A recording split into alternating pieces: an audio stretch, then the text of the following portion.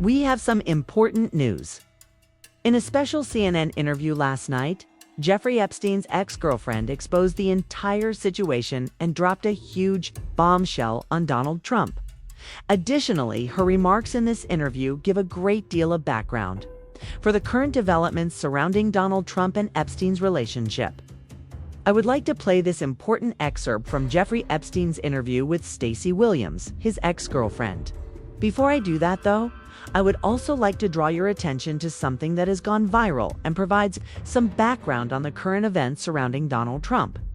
Yesterday, Midas Touch shared this thread on Twitter, which has 3 million views at the time of recording. It has vanished everywhere. People are really curious about it. Additionally, they discovered a video showing Donald Trump presiding over Elite Model Management's 1991 Look of the Year modeling contest. Participants as young as 14 years old were included. Yes, you heard correctly.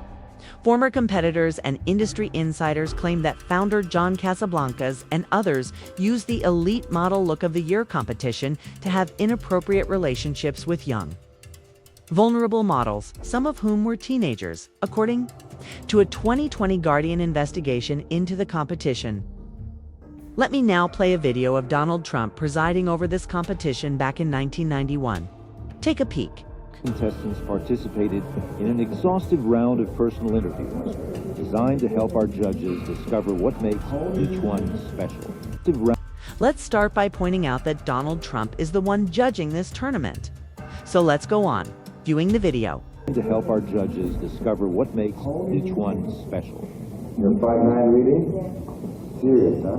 We may measure again tonight before the game. Okay. Thank you very much, Amy. The concentration was intense inside the judging room. What if they don't like you as you are? And out. I'm just so excited. Each girl was considered not only for her beauty and poise, but also for her personality and that indefinable something extra that makes a top model. There he is again. Okay, you want to pull your hair back 1 second? Oh. All right. Thank you very much, Ingrid. Good luck for tonight. Thank you.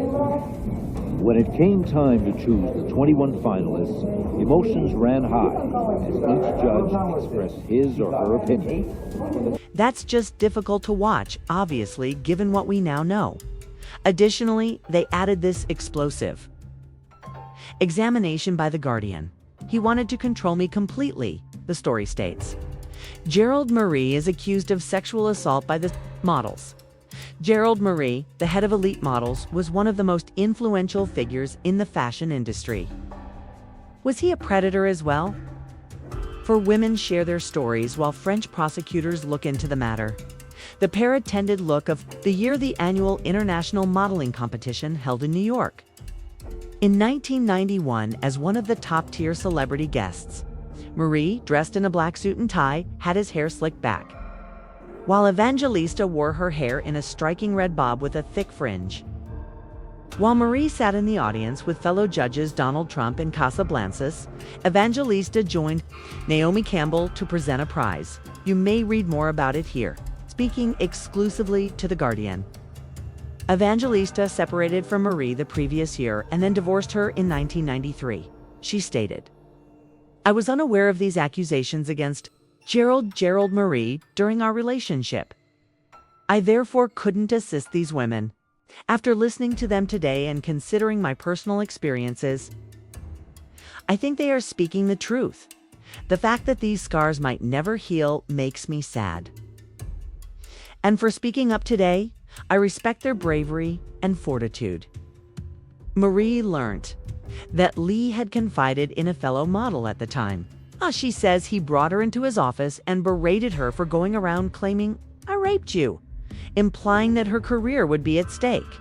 He said to her, "What else are you going to do?" she claims. "Return home and start flipping hamburgers." When other agency employees learned, they just assumed that it would be best for me to ignore it. According to at least 5 women, The Guardian interviewed, they were sexually harassed by other males who worked for or were employed by Marie. There are some extremely shocking claims about this pageant and tournament that Donald Trump reportedly judged. And that leads us to this interview with Jeffrey Epstein's ex-girlfriend, who has also accused Donald Trump of assault, if you will. She claims that during what seemed to be a perverse game with Jeffrey Epstein, Donald Trump touched me. She alleges that in front of Epstein, Donald Trump touched her. Thus, I believe that many people, particularly those on the right, are unaware of how deep this goes. Let's examine what Stacey Williams said in this shocking, one-of-a-kind CNN interview from last night. Talk about Trump. Sort of what was the quality of those anecdotes and how he described him? Well, there was a time when he mentioned that he had to check in on him because he was unwell and very upset about something that had happened. I remember because he was late to pick me up and he was explaining why he was late. They were just, it was such a long time ago, but it was just that was his bro, that was his wingman. It was clearly, I'd hear about Ghislaine and I'd hear about Jeffrey. And I met Ghislaine in his house. She would come wafting in and out, the home in New York. So he was clearly just someone that he talked about all the time. And again, I met Jeffrey the second time and we started dating based on the reintroduction that happened at the Plaza Hotel at a Christmas party in 1992 that Donald Trump threw. And they were very, very close. Additionally, how did Epstein discuss Trump? What was the caliber of those anecdotes? How did he explain him? He said that he had to check in on him at one point because he was feeling very ill and upset about something that had happened. He was late to pick me up and he was giving me an explanation, so I guess I remember that. They were just, it was such a long time ago, but it was just part of that. That was his sibling. His wingman was that. It was obvious that I would hear about Ghislaine and Jeffrey, and I would meet Ghislaine at his home. She would enter and exit the New York house in a waft. He was obviously just someone he talked about constantly. And once more, I actually did meet Jeffrey a second time. And we began dating after the introduction and reintroduction that took place at a 1992 Donald Trump Christmas party at the Plaza Hotel. They were quite close to one another. Yes.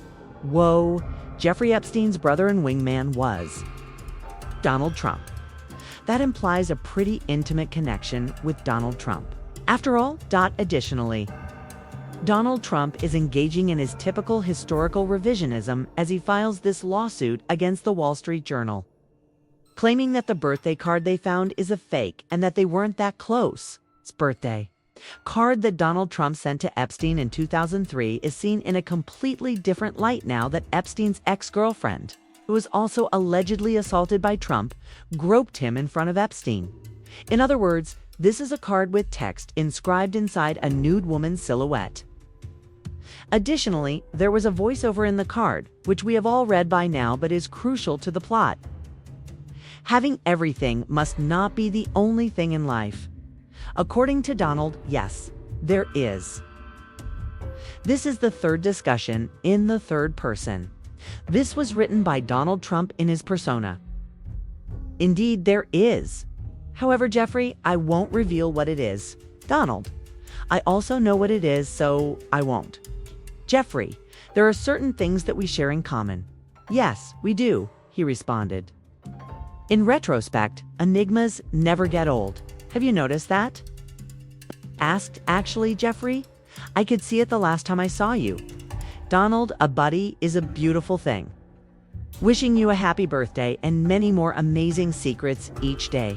Therefore, it makes perfect sense that 10 years later, after their long friendship had, of course, continued, Donald Trump, who was best friends with Epstein in 1992, according to Stacey Williams when she met him, or in 1993, wrote this weird, gross birthday card to Epstein, in which he included some very, very strange messages. And I still want to know. I've been asking this question on different social media platforms. I'm still curious about some of the similarities between Epstein and Donald Trump. Is it that they attack women? Is there another aspect of it that We are unaware of what does Donald Trump, the current president of the United States, have in common with one of the worst criminals in American history. I would love to know from the Trump administration. According to this interview, Epstein's ex-girlfriend said that she and Donald Trump were great friends. That's what she said. It describes Donald Trump's close relationship with Epstein and how wingmen for one another are explosive. He wishes to flee from it. However, the facts are self-evident. They were best friends, whether it was Stacey Williams or the pictures and videos of them having a good time together. They spent time together. Together, they engaged in specific activities.